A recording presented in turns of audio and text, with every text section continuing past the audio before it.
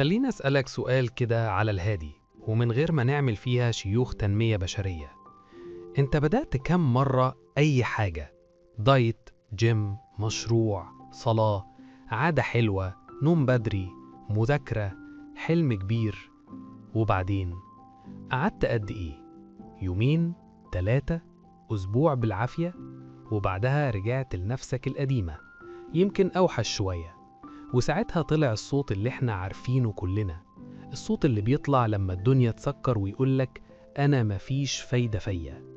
استنى هنا بقى، استنى ثانية. الصوت ده كذاب، كذاب ومحترف كمان. انت مش بتفشل عشان ضعيف، ولا لأنك قليل، ولا لأنك مش بتاع التزام. انت بتفشل عشان داخل المعركة بسلاح غلط. احنا اتربينا على حكاية اسمها الإرادة، يقولك لو عندك إرادة هتكمل، ولو وقعت يبقى إرادتك تعبانة. كلام شكله محترم بس بايظ من جوه. الإرادة يا صاحبي مش محرك، الإرادة بنزين، وبنزين قليل كمان. فرحك وتشغلك، وبعد شوية تخلص وتوقف العربية في نص الطريق، وتبقى واقف بتبص ومستغرب، هو أنا عملت إيه غلط؟ طيب ليه أول أسبوع كله حماس؟ عشان البداية فيها نشوة، فيها إحساس إنك بقيت شخص جديد، صورة حلوة عن نفسك. إنما الاستمرار ممل، مفيش تصفيق ولا نتيجة سريعة، ودماغك كسول، بيحب السريع منه والمكافأة الفورية. فأول ما الجديد يخلص يقولك طب إيه الدنيا؟ ما نجرب حاجة تانية.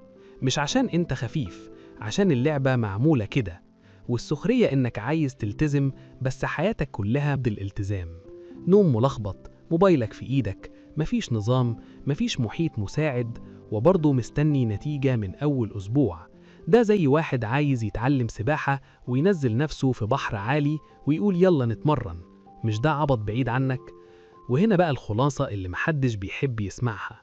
الالتزام يا حبيب أخوك مش قرار، الالتزام نتيجة، نتيجة بيئة. لو البيئة بتسحبك القرار يخسر، ولو البيئة بتزقك القرار يكسب، حتى وانت مش طايق نفسك. عشان كده في ناس ماشية زي الفل من غير ما تحس، وناس بتحارب نفسها طول عمرها. مش فرق شخصية، فرق تنظيم. وأول ما تقع نعمل إيه؟ نشتم نفسنا ونجلد نفسنا ونقول أنا فاشل وأنا مهمل.